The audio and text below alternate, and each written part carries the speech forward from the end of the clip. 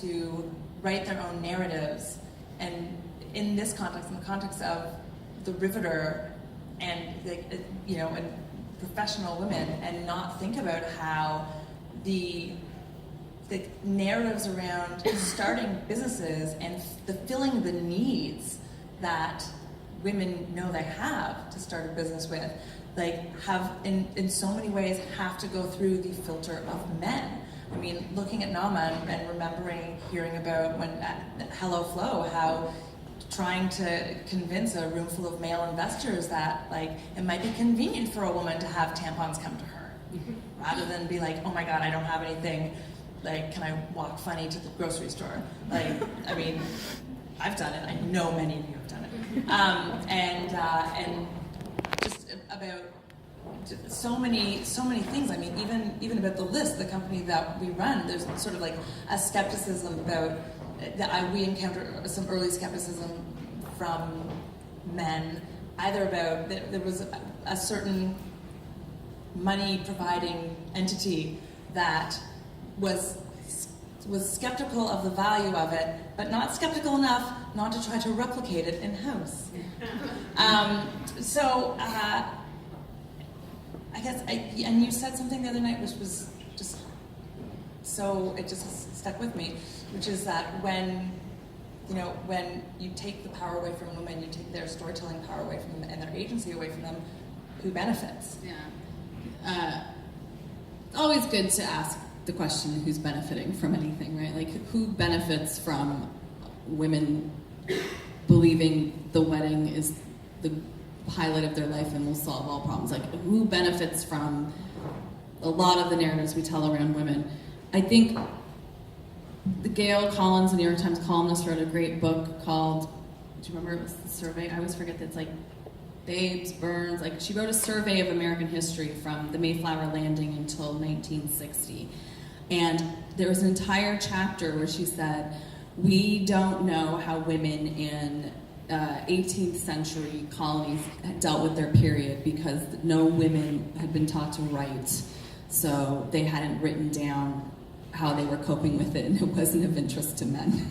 So you're just it's just there's these fundamental gaps, and I'll say one of the threads of response to this book and to the article in the Times and to some other things is this women saying thank you for just taking their lives seriously. I think we're really have internalized this idea that we haven't internalized. Sometimes we have this sense that women's lives are not something to be taken seriously, that it's all marginalized. We are marginalized on bookshelves, we are marginalized when paychecks, we're marginalized in everything, just because we're not seen as a serious entity. And because this, I'm a writer and this is a book, I always come back to the stories we tell where women are. I was doing an interview the other day, and it's a different journalist guy. There are many of them. Yeah. He said something that was so interesting. He didn't catch himself. He was like, well, I love reading stories about women, he said, as if this was congratulations. And I said, can you just imagine for a minute if I said, well, I love reading stories about men. Because I wouldn't have got my English degree if I didn't like reading stories about men. Women and wouldn't have been possible.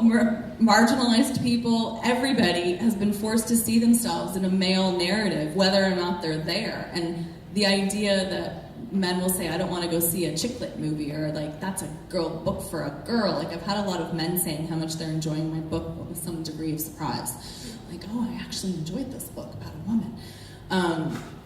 I think it just ties into this idea that we think that women's experiences are less than, and it's deadly. I've been watching a lot of Handmaid's Tale recently. I don't know if you can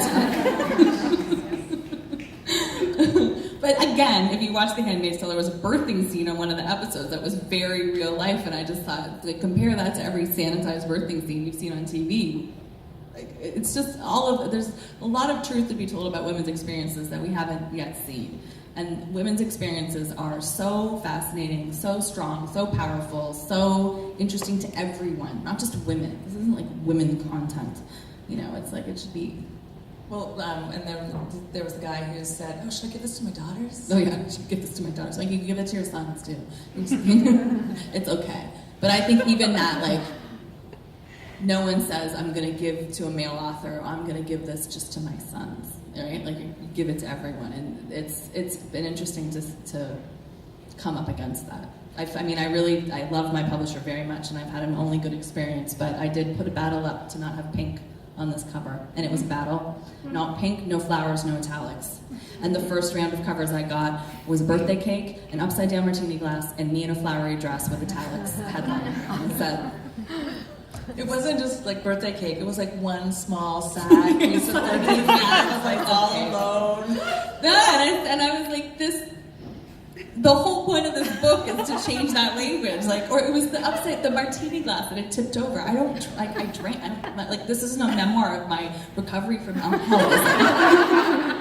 But it was very, it was so fascinating to me. Or they'd taken a picture of me off the internet and like, had taken it and like made a silhouette of it, but bent me over a little bit, so I was a little sad. And then they'd taken like a great jumpsuit I'd had on from the 1940s with like that bold, powerful print, and they turned it into like with flowers. And I was just like, Jesus. And it was meant to evoke like a sad, lonely woman, but I knew exactly what photo it was because they cut me out of it.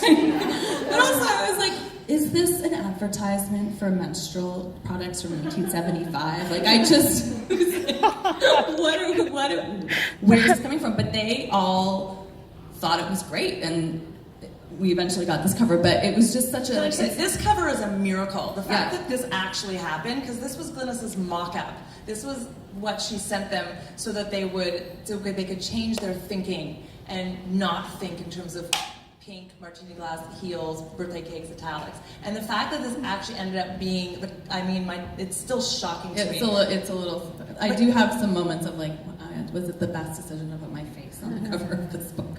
But otherwise, this is a person who really fights when I am a person who takes a lot of photos. I'm like, you look great, let's take it this way. Not a person who tends to allow me to do that, so this is... I like the idea, like we tend to invisibilize, I don't know if that's a word, women after a certain age, right? Like, no, we all know this isn't a shock to hear, but this is a selfie I took 2 days before my 41st birthday, and I just thought, like, I like seeing pictures of, like, older women. I think their faces are fascinating, and the older I get, the more, like, absolutely blown away I am by the idea that we've all accepted this idea that you shouldn't have your picture taken as you get older. Like, really think about that for a second. That we all assume it's okay for all magazines about women, directed to women, to not feature anyone over the age of 30. I just having a moment in the last few years of being like, how have we all said that's okay? Like, it's not okay. It's so astounding to me. Anyway, I'm not the first person to think that, but... I just want to, okay, I'm going to open up to questions after this last question. It's a